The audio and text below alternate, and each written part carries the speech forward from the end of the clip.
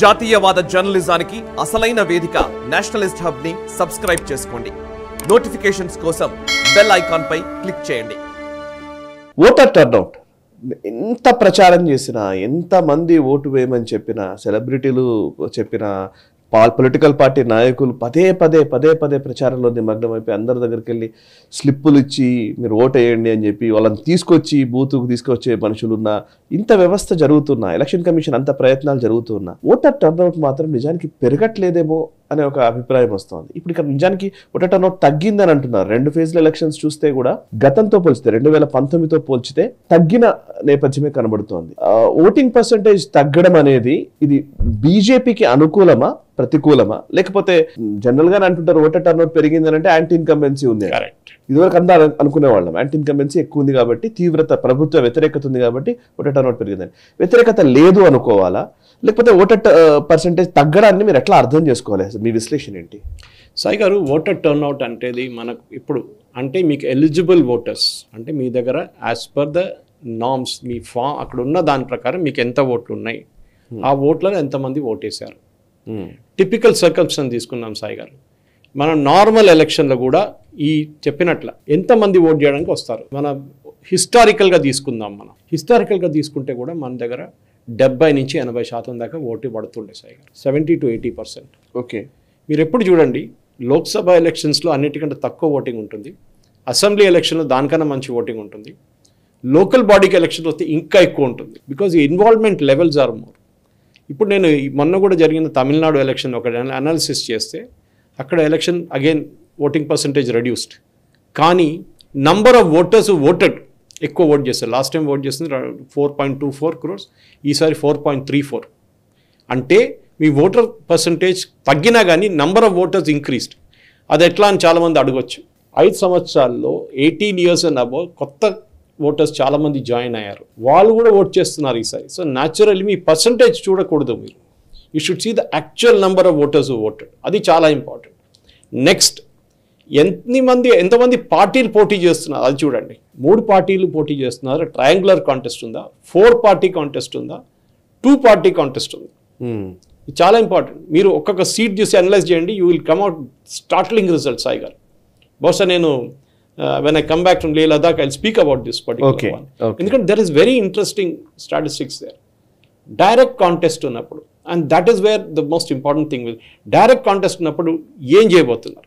సూరత్ తీసుకుందాం Sai, or any other constituency you want to take. మనం 80% పడ్డ కాన్స్టిట్యున్సీలు తీసుకుందాం. నార్త్ ఈస్ట్లో కొన్ని కాన్స్టిట్యున్సీలో 80 పడ్డది. ఎందుకు 80 వచ్చింది? That is very important. ఎందుకంటే వాళ్ళ number of voters are less. మల్కాజిగిరిలో 38 లక్షల మంది ఓటర్స్ ఉన్నారు సాయి గారు. లద్దాఖ్లో 1,60,000 మంది ఉన్నారు. 1,60,000 మందిలో మీకు 90,000 మంది లేకుంటే అట్లీస్ట్ యూసే 1,00,000 మంది ఓట్ చేస్తే కూడా what is your percentage you're talking of? మల్కాజిగిరిలో 38 లక్షల మంది బూత్కి తీసుకురావాలి మీరు. 38లో at least you to get minimum ఒక 30 లేకుంటే 28 అని రావాలి to achieve a definite percentage. అది జరగదు. The higher your voting population is, the lower the voting will be. పోయినసారి హైదరాబాద్ పార్లమెంటరీ సీట్ అంటే హైదరాబాద్ పార్లమెంట్ సీట్ కింద అందరు ఉన్న అండర్ హైదరాబాద్ అసెంబ్లీ ఎలక్షన్లో 40% పడ్డది ఓట్లు సాయి గారు. ఓల్డ్ సిటీలో 80 కన్నా ఎప్పుడు తక్కువ ఉండదు. 40 ఎట్లండి యాకత్పురా లాంటి ప్లేస్లో. డెఫినెట్లీ బికాస్ ఓటర్ లిస్ట్లో కూడా చాలా ప్రాబ్లమ్స్ ఉన్నాయి సాయి గారు. నేను ఎక్స్ప్లెయిన్ చేస్తాను ఎట్లా. ఒక 100 ఓట్లను తీసుకుందాం మనం. Will just take a percentage wise చూడడం 100 అంటే ఈజీగా ఉంటుంది. ఓకే, 100 ఓట్స్లో ఒక 7% 7 votes that is will be double, that is more than 1. అంటే మీ పేరు, మీ నాన్నగారి పేరు లేకుంటే మీ అమ్మగారి పేరు అండ్ మీ అడ్రస్ సేమ్ ఉంటుంది. Election commission of India job ఇప్పుడు ఎక్కడ ఎలక్షన్ కమిషన్ కానీ ఎలక్షన్ కమిషన్ ఏమంటున్నారంటే మేము చేస్తాం, నేను చేపిస్తున్నాం, కానీ చేసేటోళ్ళు ఎవరు? Government servants. వాళ్ళ మోటివేషన్ ఏంటి? 0. వాడికి డబ్బులు లేదు, ఏం లేదు, దీంట్లో వాడితో పని చేపిస్తున్నారు అంతే. వాడి డూప్లికేట్ వస్తే ఏంటి, పోతే ఏంటి అని వేసేసుకుంటాడు. బట్ టుడే టెక్నాలజీ ఉన్నప్పుడు సాయి కృష్ణ అవనూరి అని చెప్పి మీ నాన్నగారి పేరు పెట్టి మీరు సెర్చ్ చేస్తే 3 కార్డులు కనిపిస్తే మీరే చెప్పాలి. ఎలక్షన్ కమిషన్ దగ్గర సరే ఈ నేమ్ మ్యాచ్ అవుతుంది, వాళ్ళ ఫాదర్ నేమ్ మ్యాచ్ అవుతుంది, వాళ్ళ అడ్రస్ మ్యాచ్ అవుతుంది, ఎపిక్ నంబర్స్ డిఫరెంట్ ఉంది, మనం తీయరు. మనం చూసాం మాధవీలత గారు పెటిషన్ వేశారు ఎలక్షన్ కమిషన్కి తెలంగాణకి. ఇంతమంది డూప్లికేట్ ఓటర్స్ ఉన్నారు. ఒక్కొక్క అడ్రస్లో 400 మంది ఉన్నారు.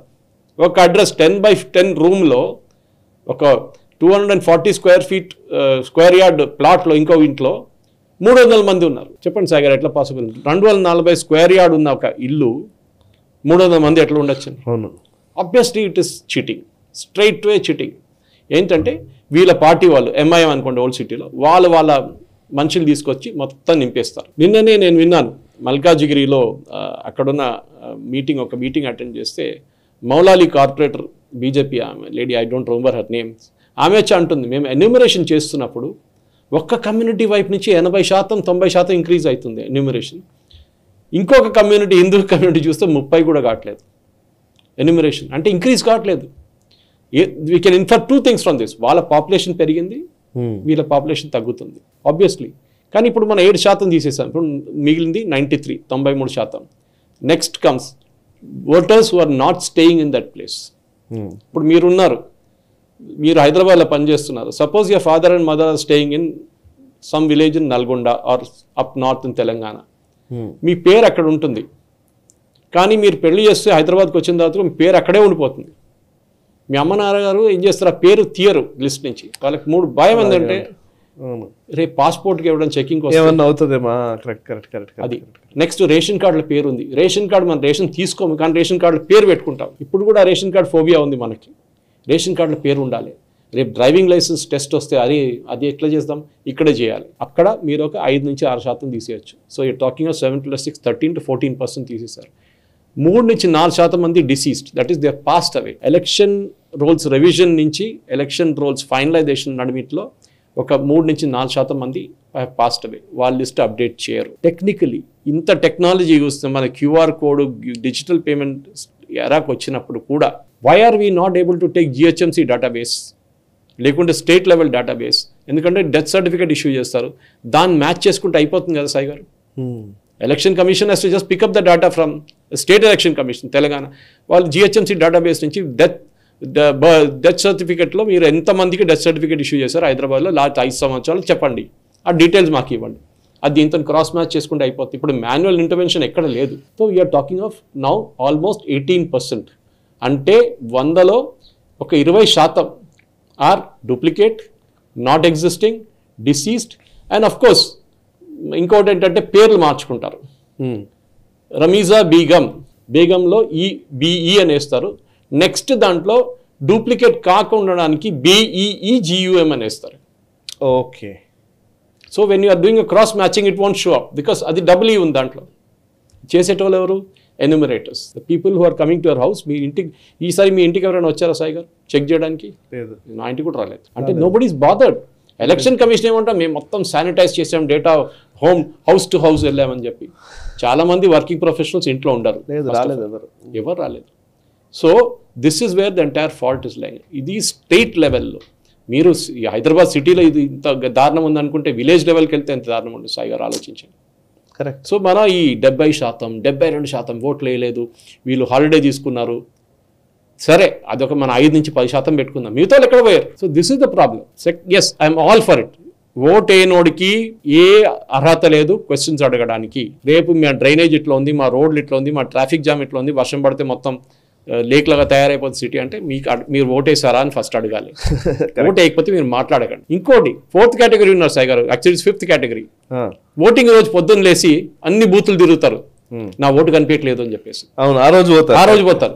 అరే మొన్న దాకా ఉండే మా నాన్నగారి పేరు ఉంది, మా అమ్మగారి పేరు, నా పేరు లేదు. మీరు నిద్రపోతున్నారు ఇప్పుడు దాకా. మీరు ఒక నెల ముందు డెడ్ లైన్ ముందు మీరు చెక్ చేసుకున్నారా మీ పేరు?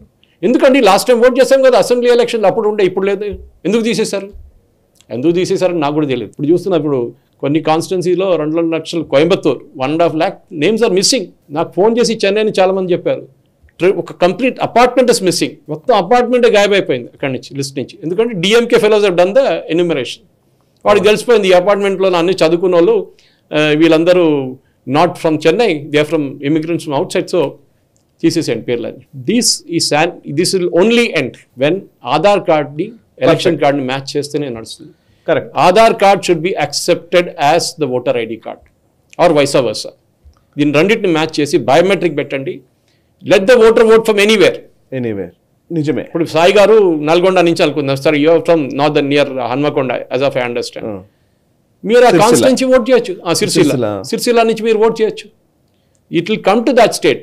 టిఎన్ శేషన్ గారు స్టార్ట్ చేసిన రెవల్యూషన్ ఇంకా నడుస్తుంది, but it will come. But ఆ పరిస్థితికి రావాలి. టైమ్స్ ఆఫ్ ఇండియా పెద్ద క్యాంపెయిన్ నడిపించారు, vote where you want. Bihar నుంచి వచ్చినోడు ఇక్కడ పనిచేస్తున్నారు సాయి గారు, లక్షలాది మంది ఉన్నారు ఇక్కడ కన్స్ట్రక్షన్ సైట్లో. యూపీ, బీహార్, అస్సాం నుంచి వచ్చిన, ఒడిశా నుంచి వచ్చిన వాళ్ళు ఏం ఓటేస్తారు సాయి గారు? వాడు ఇక్కడి నుంచి పోవాలంటే ఊరికి వెళ్ళి రావడానికి 10 రోజులు పడుతుంది, వాడు ఉద్యోగం, వాడి జీతం మొత్తం పోతుంది, వాడు వెళ్ళాడు, అక్కడ ఓటింగ్ పర్సెంటేజ్ పడిపోతుంది. సో ఎనేబుల్, ఇప్పుడు 1 నేషన్ 1 రేషన్ కార్డ్ అని చెప్పినప్పుడు why can't you make it 1 nation 1 vote? Vote from wherever you want. Correct. Technology is that. నేను సీతామహి నుంచి బీహార్ కొట్టాడు, ఆడు క్యాండిడేట్ పేర్లు వస్తుంది, వాడు దబాయించి బటన్ దబాయి వాడు వెళ్ళిపోతాడు. So it is time we change everything. Voting percentage మీద మీరు ఎంఫసిస్ పెట్టకండి. ఫైనల్ ఓటింగ్ పాత లాస్ట్ 3 నెలల ఎలక్షన్ తీసుకోండి, voting percentage has nothing to do. So ఈ 10 ఏళ్లలో డిఫెన్స్ రిఫార్మ్స్ వచ్చాయి, ఎకనామిక్ రిఫార్మ్స్ వచ్చాయి, ఎంతో టాక్సేషన్ ఈ సిస్టంలో. ఎలక్షన్ రిఫార్మ్స్ ఈసారి రావాలేమో నిజానికి. కరెక్ట్. ఎందుకంటే ప్రాబ్లం ఎక్కడ వస్తుంది సాయి గారు, నా నంబర్స్. ఎలక్షన్ కమిషన్ కేసు నడిచింది మన ఈవీఎంది. మన ప్రశాంత్ భూషణ్ వెళ్ళి జర్మనీ కేసు చెప్పారు ఒక జడ్జికి, చెప్తే ఆయన అన్నాడు, I think justice Mukhopadhyay hearing from, ఈ సెడ్ మా వెస్ట్ బెంగాల్ పాపులేషన్ కూడా లేదా మీ జర్మనీ అన్నాడు. అవును అన్నాడు. సో మన దేశం మన ప్రాబ్లం అంటే 90+ crore పీపుల్ ఆర్ ఓటింగ్. మీరు ఒక మెథడాలజీ చేంజ్ చేయాలంటే మీకు ఒక టైం ఉండాలి. మన దగ్గర ఎప్పుడు ఎలక్షన్ నడుస్తుంది, ఇది కాక నెక్స్ట్ ఎలక్షన్ మొదలవుతుంది. దీని తర్వాత బై ఎలక్షన్, అన్ని పండుగలే మనకి ఇక్కడ. ఆ 1 నేషన్ 1 ఓటింగ్. అసలు ఇంకొకటి ఏంటంటే చేయాల్సిందంతా చేస్తారు, మళ్ళీ చూసారు నా మీద దాడి చేస్తున్నారు అంటారు. అది నాకు అసలు అర్థం కాని విషయం. ఇప్పుడు ఈ ఫేక్ వీడియో అని అందరికీ తెలుసు. ఫేక్ వీడియో పెట్టినప్పుడు నేను ఫేక్ వీడియో నాకు కరెక్ట్ కాదు అని చెప్తే సరిపోతుంది, అంతేగాని నేను ఎవరికి భయపడలేదు నా మీద కేసులు బనాయిస్తారా అని అంటే వాడుకుంటున్నారు. లిక్కర్ స్కామ్ కూడా అట్లాగే కదా. లిక్కర్ స్కామ్ చేసావు, అయిపోయింది, అక్కడ కనబడుతున్నాయి, అవన్నీ తెలుస్తున్నప్పుడు లేదు ఇది పొలిటికల్ విచ్ హంటింగ్ అని అంటే, అదే అన్నింటికి ప్రతి ఒక్కళ్ళు అదే. దీనికి కూడా అబ్జెక్షన్ ఉంటుంది సాయి గారు. మూమెంట్ ఇప్పుడు ఓటర్లు మీరు అన్నారు కదా, ఓటర్ సంబంధించి వీటిలో ఏదన్నా కొంచెం చేశారనుకోండి, చూసారా మొత్తం మోదీ మొత్తం ఓటర్ లిస్ట్ అంతా రెడీ చేస్తున్నాడు అని ఆయన ఆఫీస్ లో కూర్చొని బటన్ టచ్ చేసి అందరు ఓట్లు పడిపోతాయి. జన్ధన్ అకౌంట్స్ ఉంది మీ దగ్గర, you know who your beneficiaries are.